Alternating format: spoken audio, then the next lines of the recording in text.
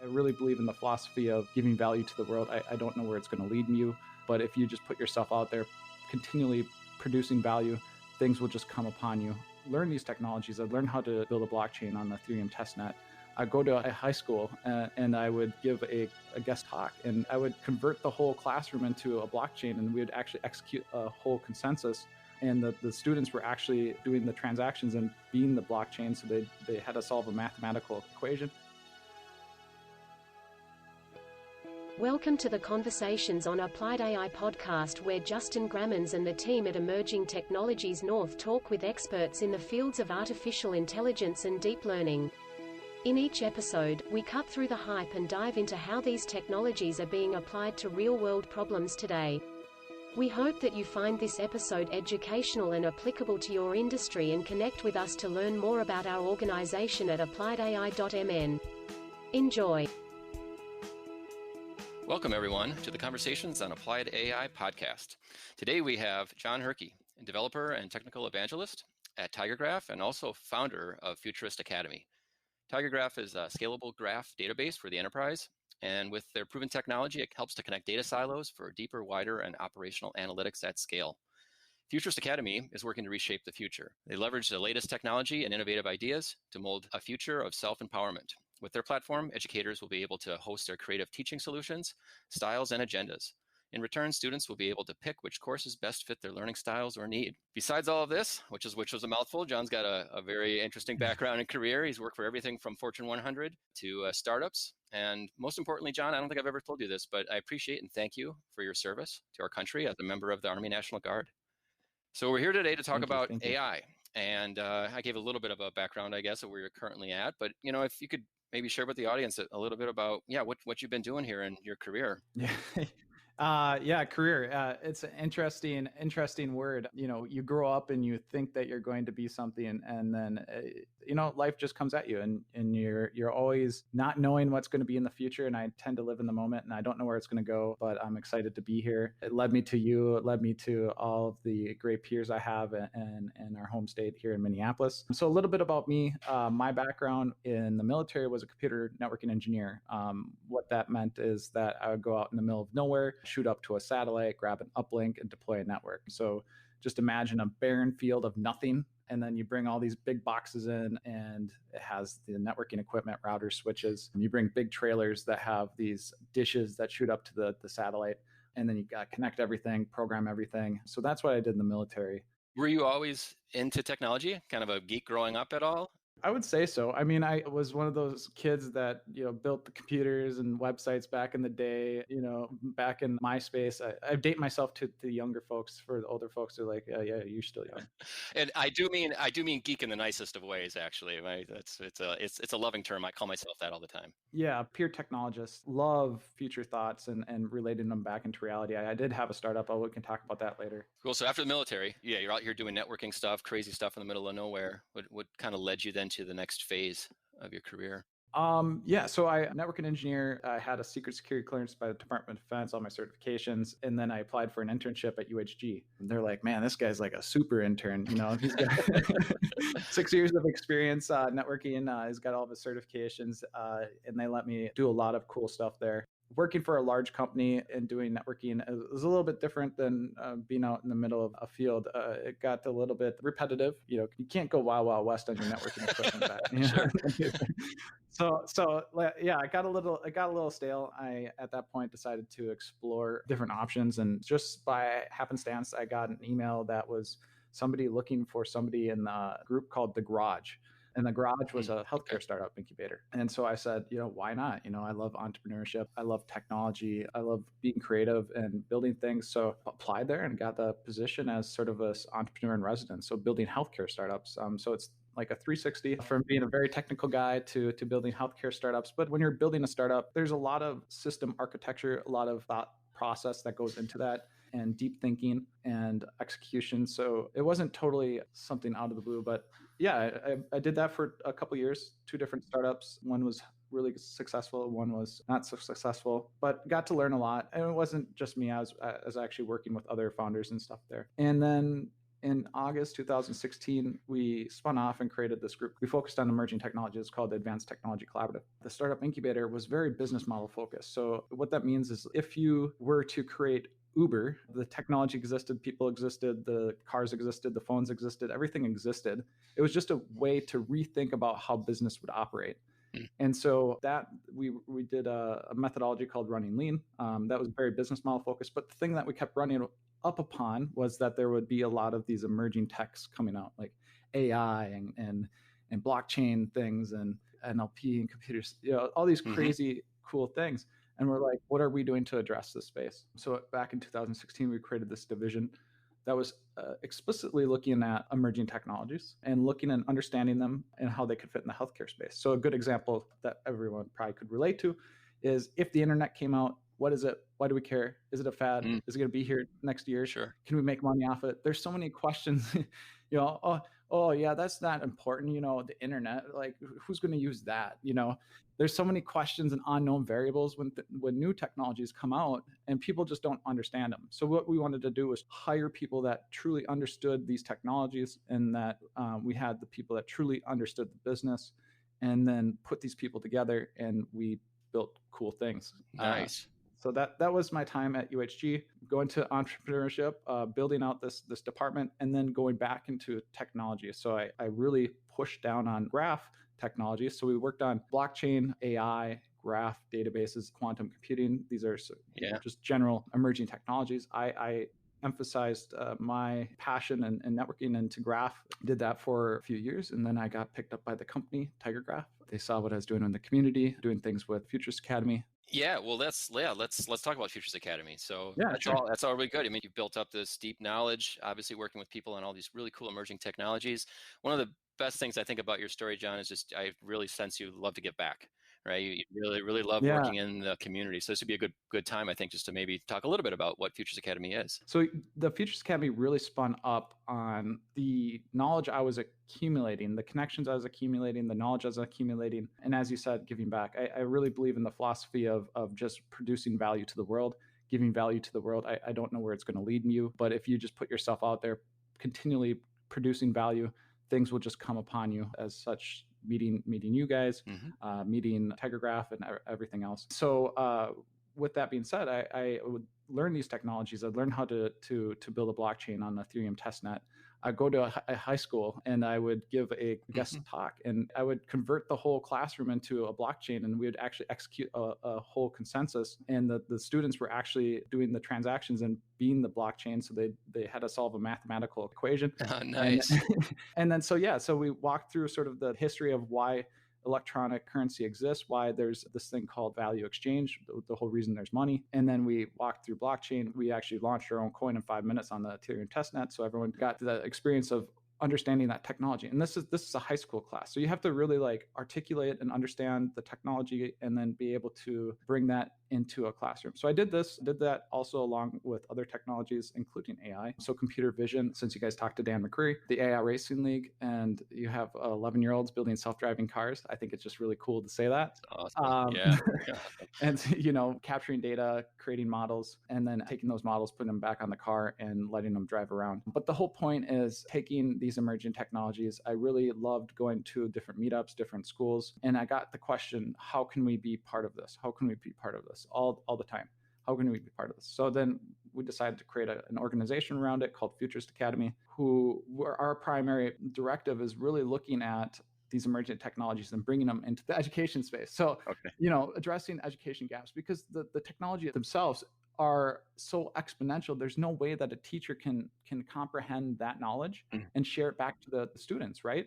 They went to school like 10, 15 years ago. There's no way that they have that much knowledge in these spaces. So you have to literally be real-time education and plugging that back in. And that's what we're trying to do, is provide that mentorship, the ability for these students to get real world experience, work on real projects, mentor and be with people. That's awesome. That's awesome. Yeah. I mean, the next generation is always really fascinating to me, with regards to not only the technology, but also the people that are going to be working in it. Mm-hmm. Right. And so the more you can bring them up to speed and into the fold sooner, the better. It just improves our entire society. So I commend you for the work that you're doing there. And it sounds very interesting. I guess I'm curious, as you've got a lot of different things going on. What's a typical day in the life for you?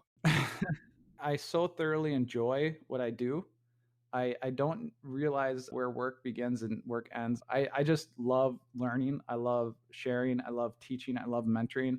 And it all just sort of overlaps. So, I wake up, have coffee and do that, maybe do some workout, check the emails kind of stuff. I would say most of it is really working with community members, working with students, sharing my knowledge, sharing what I know, and getting people excited. I think there's a disconnect, and it's not that people are not smart. It's just they're not engaged. They're not challenged. I was never, I don't think, challenged enough in school, to be honest. I was so bored of the regular curriculum. It's just, we need to get out of the tests, to be honest. Yeah. Get people passionate, like get them a reason to be passionate, get them like understanding why they're doing this algorithm, why they're learning cosine similarity, when you could be like, hey, let's build our own social network. Oh, by the way, we're going to implement cosine similarity. Sure. That introduces them how to like find similar people. Maybe these people go to this group and you want to go to that group. So we're doing a cosine similarity to determine what group you want to go to. So it's giving some context to that specific learning. Absolutely. Absolutely. Yeah, it really drives the reason as to why you're doing it, not so much how you do it. Yeah. And the technology will come in, but as more and more people know. And so let's dive in a little bit around AI. I mean, the whole sort of purpose in some ways, or a lot of our discussions here, is really applied AI, which you've definitely touched on here a number of different ways as you've been out in the community, as you've been working day to day with Tiger.Graph and stuff like that. How do you define AI? I guess maybe let's start with a little definition.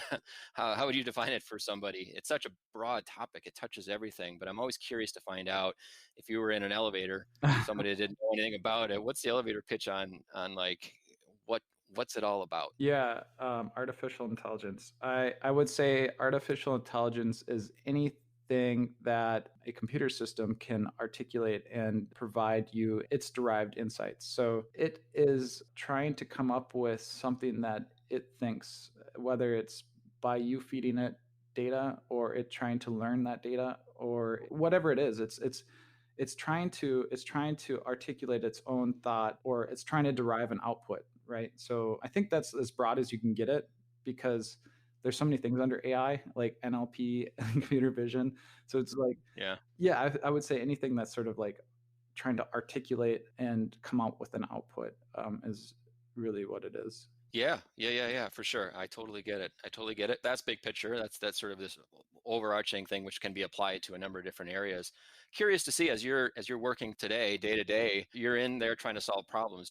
Have you seen anything interesting that you can share? I guess I know some of the clients, maybe stuff you guys work with or whatever, are proprietary in some ways, but like how you are seeing AI being applied. It could be graph related, or it couldn't be. It could be like, hey, I read about this interesting article or this new way that artificial intelligence is being used, and I found it interesting. Yeah, there's a number of paths we can go. Let's start with the easiest one for graph, and then I'll go to some other ones that I find fascinating. For graph, what's interesting from a perspective of a data scientist, or I don't know if there's a technical term for a AI data scientist, but what I've been finding with those that use graph, they're just sort of in shock that they can derive this information in such a fast manner. And what I mean by that is typically the workflow of a data science engineer is that they're trying to derive information. So they're working on creating all these big joins of big data sets, and then they like run them overnight, and then like, oh shoot, I got something wrong, I got to run that again. And then they're driving all these different features that they're going to eventually feed into their model, right? And then they get on to graph for their first time. And for graph,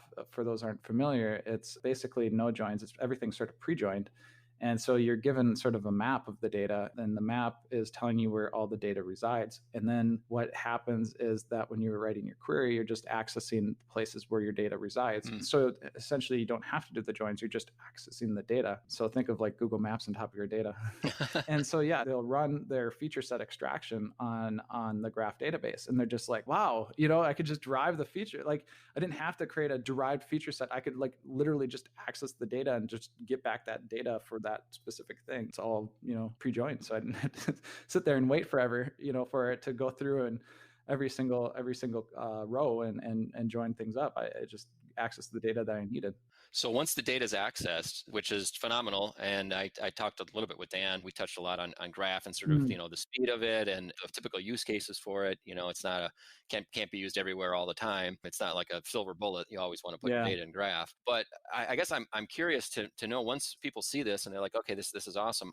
How do you then train models back? I mean, how do you bring in sort of the learning into the graph database, or is that something kind of different? Yeah, so you can take your derived features and then put them as attributes in your graph as well. Okay, so if this is AI everything, NLP would technically be AI-ish doing it. Yeah, so I mean, it's falling under the AI. So for example, let's say we just had this, one of the students from Futurist Academy, they took SciSpacey, an NLP model that's trained on Allen AI biomedical literature, and they took the 60,000 abstracts for the COVID-19, and what they did was they ran it through the SciSpacey model to do entity extraction, and after they did the entity extraction, they took the extracted metadata and then semantically linked it in the graph. Then that allows you to build sort of a knowledge graph, and so then on top of it, you can put basically like Google search. Now you can say, give me all the papers with cancer, right? Bam.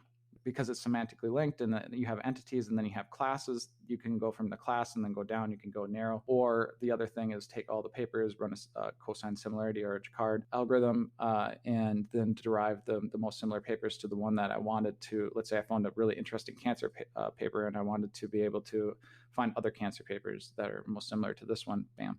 There you go. So there's a lot of things that you could do to like enrich the data that itself using AI, and then use that to either enhance the graph itself, creating more semantically linked connections between the data elements. And then you can also do where you do feature set extraction, and then you run it through your model and come back, and it comes back with maybe like a pre-weighted score that can be used for another thing. So you can do it that way.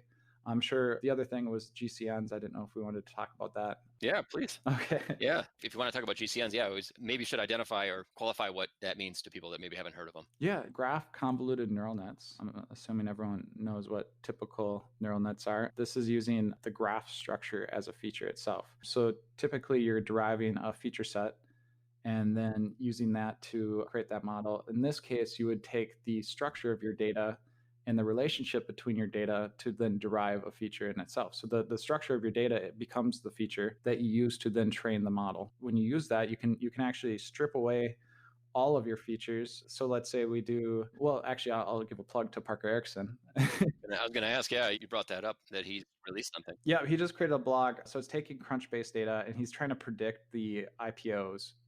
So he's taking the structure of the current IPOs and then trying to find companies. He knows that they're going to IPO, but he's going to see if he can predict that they're going to IPO. So the cool thing about the GCNs is that even with the features extracted and like stripped, let's say you have no features except the structure of the data, you're still able to get this really phenomenal score.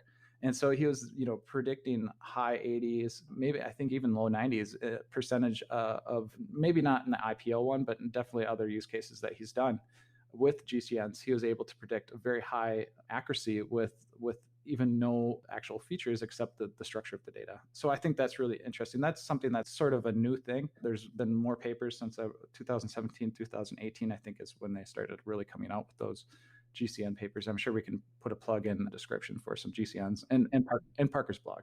Absolutely. Yeah. In fact, I'm looking forward to reaching out to Parker here and seeing if he wants to be on a future podcast as well. So how does that differ then from something like TensorFlow?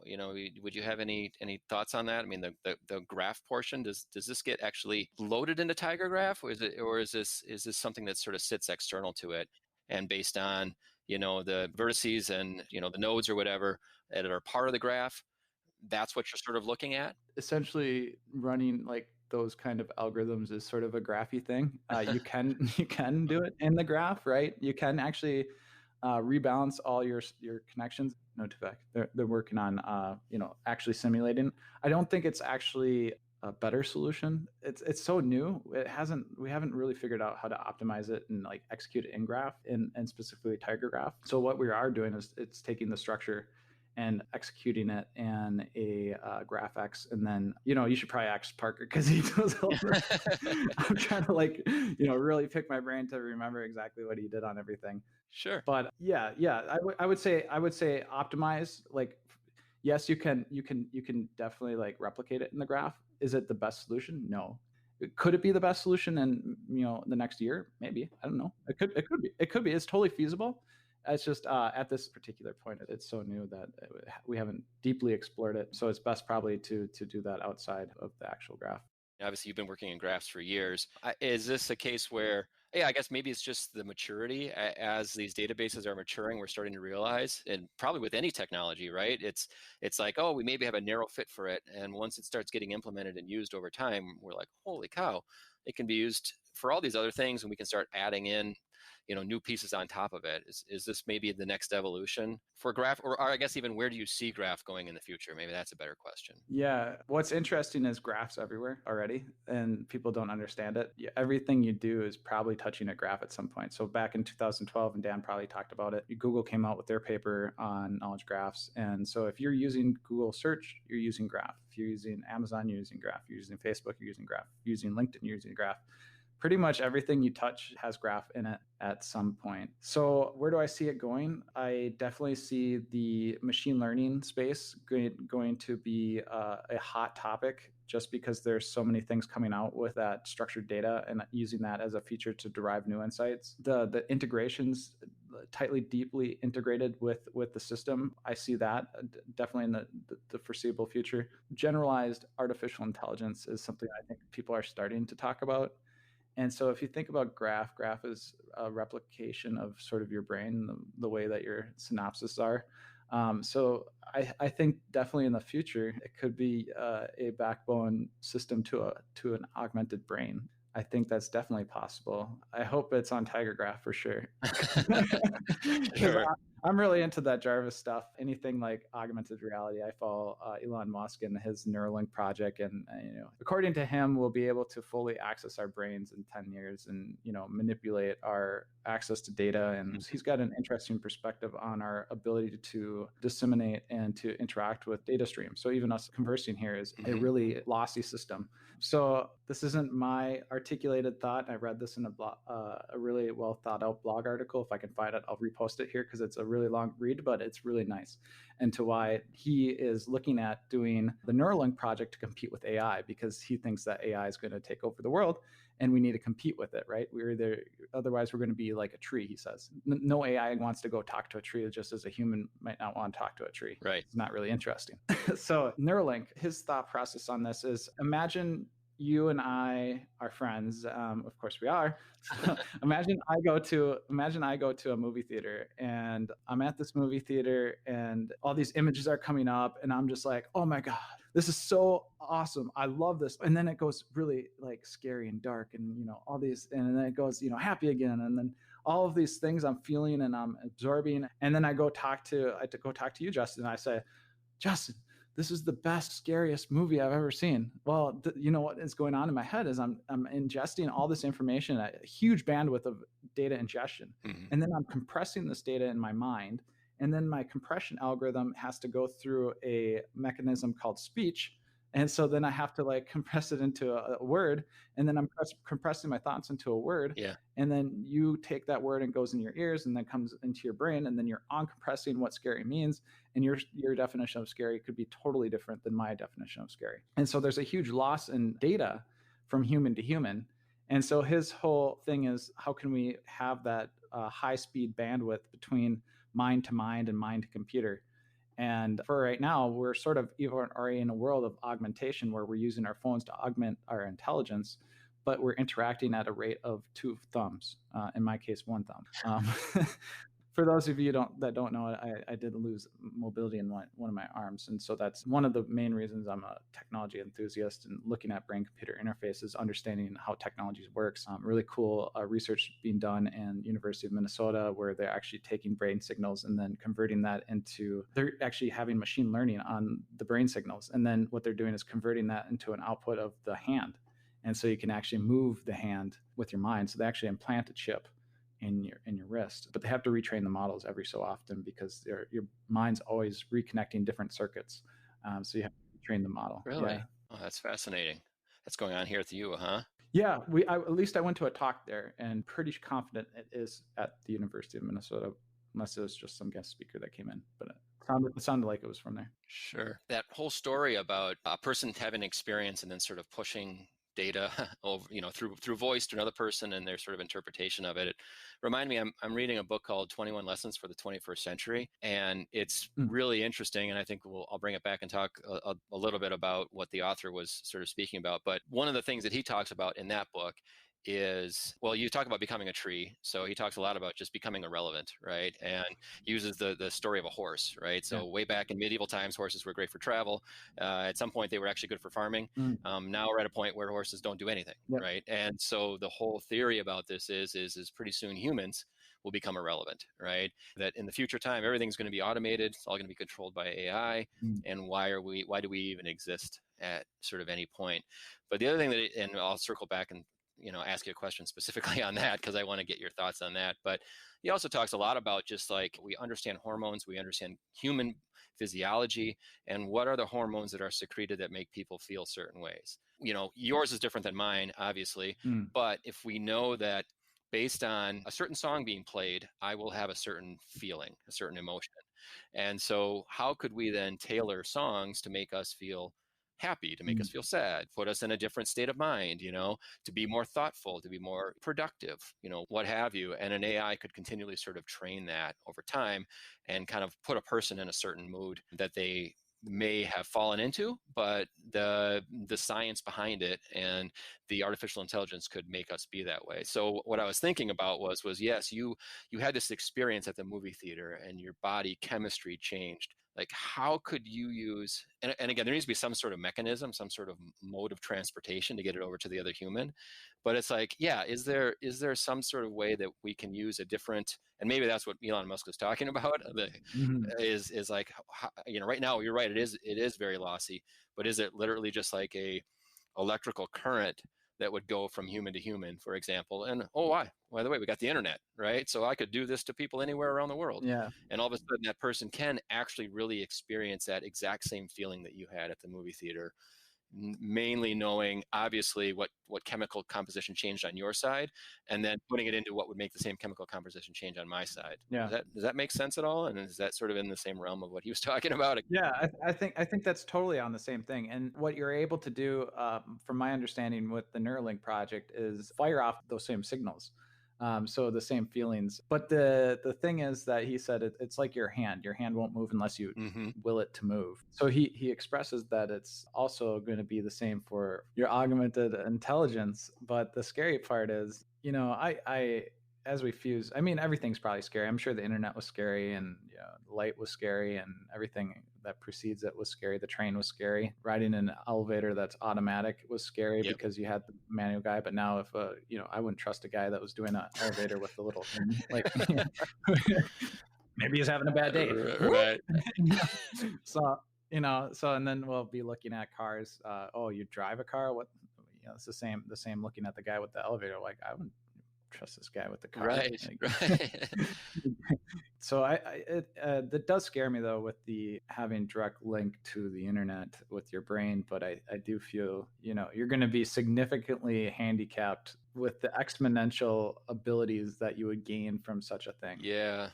That's one of the things that happens with a lot of these new technologies is because the person next door is using it. Yeah. In order to keep up, I kind of have to use it. Yeah, it's like saying you don't want to use the internet, right? Because it's scary. But and of course, you lose your privacy and things like that because you're on the internet. But there's so much gain from being on the internet.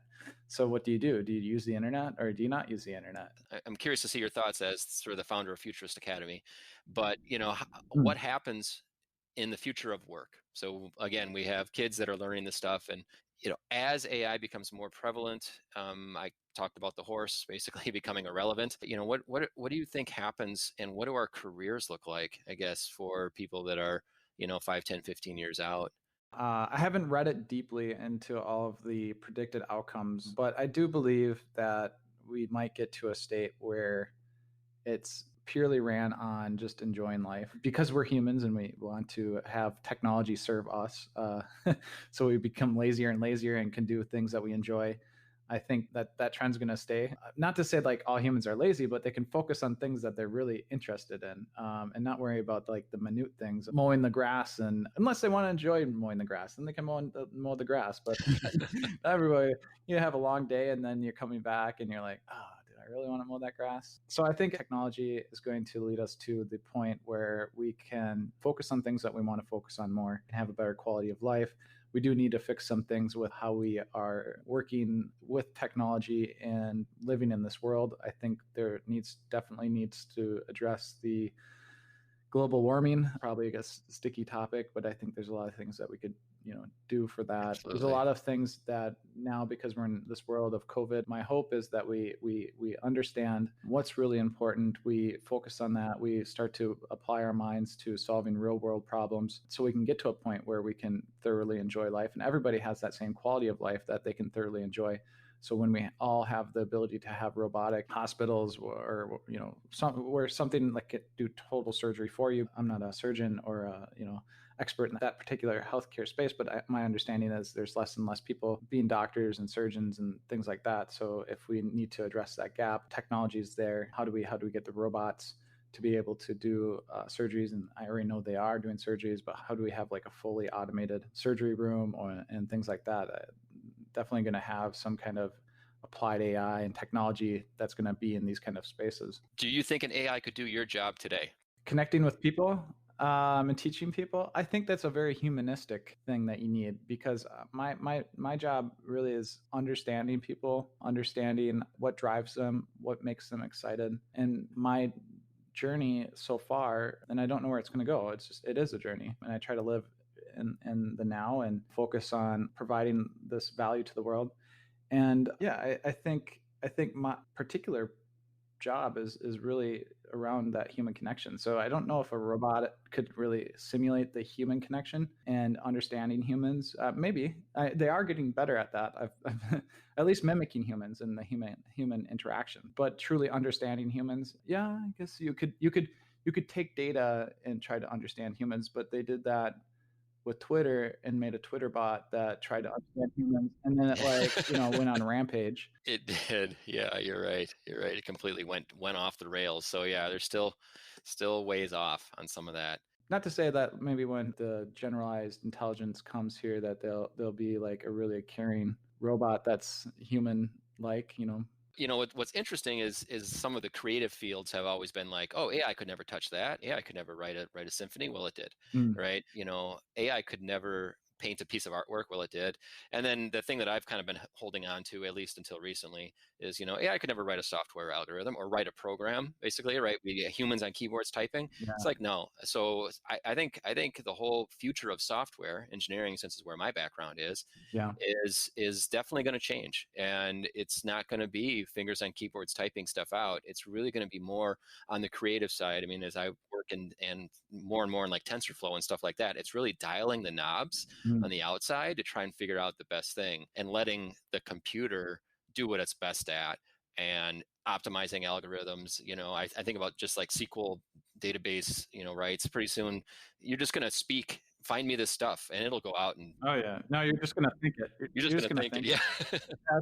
It's like, okay, there's a calculator there. Do I want to do it by hand, or do I just want to punch some numbers in? Oh, yeah, you're gonna the calculator. Totally. No, that reminds me of doing work. So one of the students was saying that, oh man, I got to do this history paper. I was like, well, why don't you use deepfake to, see if I said, literally, you can have the deepfake write your paper and submit it and see if they'd actually know it. And like, you can't get mad at a student if he articulated and executed a deepfake paper and it was so realistic that they actually got accepted. And I mean, I would give the kid some credit for that, Right.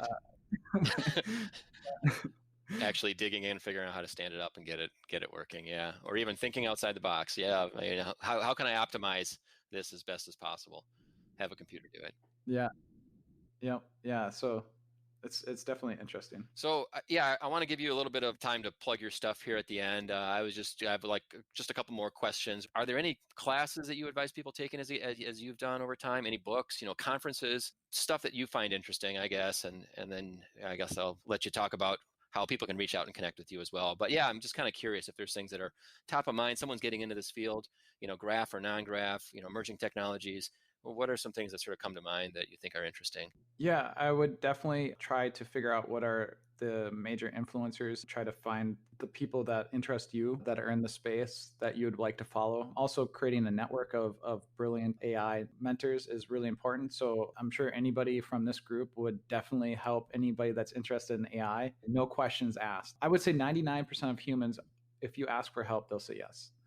There's very few humans that I know. Actually, I don't know any. So right, 100%. I mean, I try to keep people positive. So, yeah, so it's a pretty good chance if you ask somebody literally for help, and it's not like you want them to solve your thing, but you're just generally curious about something or just want some mentorship. Yeah, they'll help. Like, so I would say definitely surround yourself with mentors, surround yourself with like-minded people, find people to learn with, find people to grow with, to be excited. I just built this and share it, and they get excited and they like sharing their thing. I would say mentorship, find those communities, and then just explore things that are interesting to you. I do find value in curriculum, like going deep in courses, but I do find a lot more value in just sort of exploring that first like tier of all these different things. And then when you get to a point where you're like, oh shoot, I can't understand it, and then you're trying to go deeper a little bit, then it's really important that you go and find that the right course to go deeper. I would advise not to learn about the whole ocean. Mm-hmm. You would be riding your boat on the top of the ocean, and then once you find like an interesting shipwreck or whatever, you just dive deep, right? So mm-hmm. So yeah, you don't need to learn the ocean, just to sort of explore, play, learn, and then once you find something passionate about that's really intriguing, really interesting to you, try to go deeper, find the book, the curriculum, find the mentors. That's great advice, John. Yeah, totally.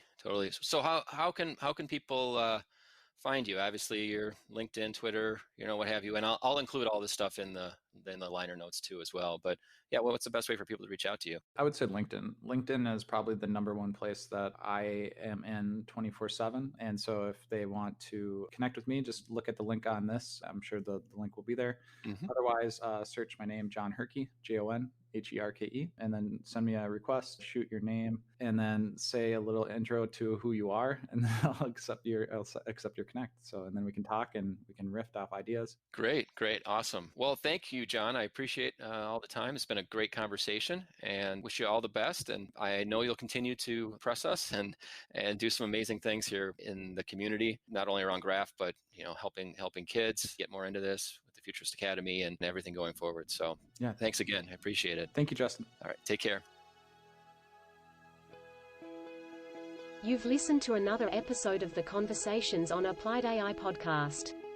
We hope you are eager to learn more about applying artificial intelligence and deep learning within your organization. You can visit us at AppliedAI.mn to keep up to date on our events and connect with our amazing community. Please don't hesitate to reach out to Justin at AppliedAI.mn if you are interested in participating in a future episode. Thank you for listening.